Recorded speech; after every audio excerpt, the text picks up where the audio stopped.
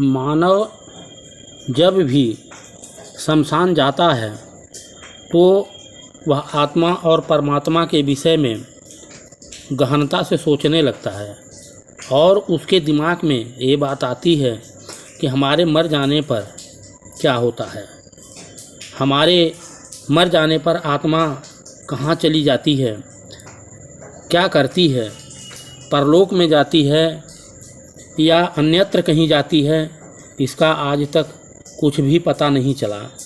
लेकिन आत्मा के विषय में शास्त्रों के आधार पे और चिंतनों के आधार पर, संतों के आधार पर और हर प्रकार से चिंतन मनन सुमिरन करने से यही पता चलता है कि यह आत्मा अजरो अमर है।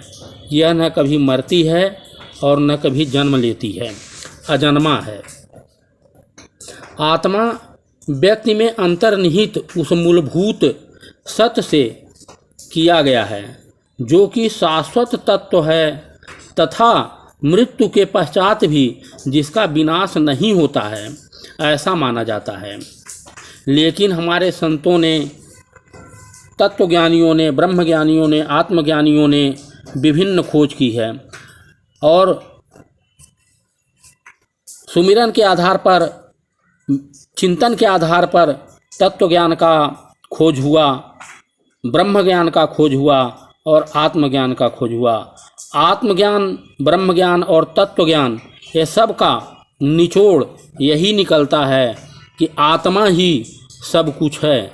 आत्मा की जब हम चिंतन मनन सुमिरन करते हैं तो हम अन्य सांसारिक वस्तुओं को छोड़ देते हैं और उस परम तत्व को, उस परम ज्ञान को या उस परम परमात्मा को प्राप्त करने का मन में ललक सी आ जाती है और मनुष्य सांसारिक भौतिक नश्वर चीज़ों को अपने दिमाग से निकाल देता है।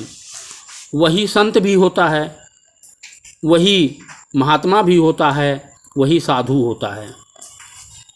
आत्मा न कटता शस्त्र से है, आग में जलता नहीं, सूखे न आत्मा वायु से जल में कभी गलता नहीं। यह आत्मा के विषय में गीता में भी बताया गया है, नयनम छिदन्ति शस्त्राणि नयनम दहति पावकः न चैनम क्लेदयन् तापो न शोषयति मारुतः। जब यह आत्मा अजरो अमर है, न जन्म लेती है, न इसका मृत्यु होता है, यह सर्वव्यापी है, सहज है, अभिन्न अछिन्न है, वायु नहीं सुखा सकती है, आग नहीं जला सकती है, शस्त्र नहीं काट सकते हैं, हवा नहीं सुखा सकती है।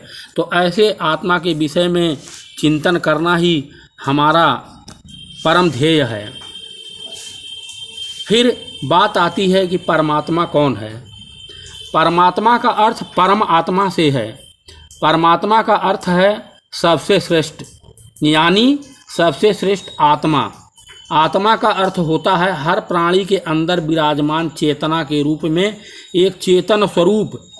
तो इसका अभिप्राय हुआ कि परमात्मा एक आत्मा है और वह आत्मा सबसे बड़ी है और सबसे शुद्ध और पवित्र है। अतः उस परमात्मा को ही प्राप्त करना सब कुछ है, जो सहजता से ही प्राप्त हो सकती है। परमात्मिक सुमिरन फिर क्यों करें? परमात्मा का सुमिरन करने से ही हमारे अंदर उच्च विचार पैदा होते हैं और हम सब चीज़ों को तत्व ज्ञान, ब्रह्म ज्ञान और आत्मज्ञान के आधार पे सोचने लगते हैं। क्योंकि आत्मज्ञान के विषय में तो शास्त्रों में कहीं कहीं ही मिलता है। आत्मज्ञान के विषय में जैसे कबीर जी ने कहा है, आत्मज्ञान बिना सब सुना या मथुरा या काशी, जल बिन मीन पियासी मुझे सुन सुन आए हासी। अर्थात वह नश्वर जीव जो इस संसार में रहते हुए सांसारिक चीज़ों की तलाश करता है, उसे प्राप्त करना चाहता है, लेकिन वह परमात्मिक तत्व प्रभु को प्राप्त करने का प्रयास नहीं करता। लेकिन हमेशा हमें ध्यान देना चाहिए कि जब हम तत्व ज्ञान में पढ़ते हैं या ब्रह्म ज्ञान में पढ़ते हैं तो उसी रास्ते से फिर हम आत्मज्ञान को भी प्राप्त हो जाते हैं। क्योंकि ये सब उसी सागर की तरफ बढ़ रहा है जिधर वह परमात्मा है। परमात्मा ऐसा कोई जगह नहीं जहाँ न हो। कण कण में, परमाणु के नाभिक में भी उपस्थित वह परमात्मा ही है। आत्मिक गुण का विकास इसी से होता है जब हम चिंतन मनन और सुमिरन करते हैं। प्राकृतिक गुण, सृष्टियों का ज्ञान, लोक परलोक का ज्ञान, प्रकृति का ज्ञान, अनंत लोकों का ज्ञान, सब कुछ स्वतः ही व्यक्ति को प्राप्त होने लगता है जब वह आत्मिक चिंतन करता है, आत्मा के विषय में विचार करता है। और उस ज्ञान का भी उसे कोई लोभ लालच नहीं होता है। जो सबसे बड़ी बात है कि उसे उन चीज़ों का भी कोई आसक्ति नहीं होती है। तभी वह अमोही को प्राप्त करता है, तभी वह प्रेम को प्राप्त करता है, तभी वह परमात्मा को प्राप्त करता है। जब तक उसके अंदर आसक्ति है, निष्कामता नहीं है, तब तक वह उस परमात्मा को प्राप्त नहीं कर सकता। परम मुक्ति प्राप्त ही सबसे श्रेष्ठ माना गया है। हमें यह मालूम होना है कि सृष्टि, लोक परलोक, प्रकृति, अनंत लोक, सब प्रकृति, सब अनंत लोक, सब अनंत ज्ञान, कर्म, वैराग्य, सब कुछ उस परमात्मा की तरफ ही आगे बढ़ रहे हैं।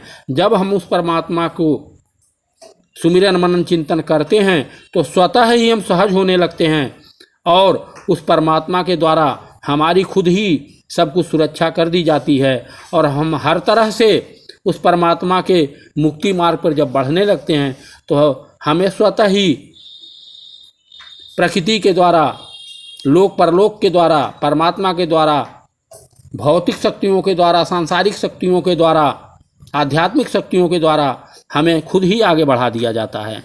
इसलिए हमें सदैव परमात्मा की तरफ ही बढ़ना, निष्कामता के साथ, आसक्ति के बिना, ये हमारा परम कर्तव्य है और मानव का यही लक्ष्य भी होना चाहिए। धन्यवाद। इसी के साथ हम अपने वाणी को विराम देते हैं। कृपया हमारे चैनल को लाइक सब्सक्राइब करें। आपके एक लाइक और सब्सक्राइब से हम लोगों को बहुत ही पॉजिटिव एनर्जी प्राप्त होती है। अतः आप लोगों से निवेदन है, कृपया चैनल को लाइक करें, सब्सक्राइब करें। धन्यवाद।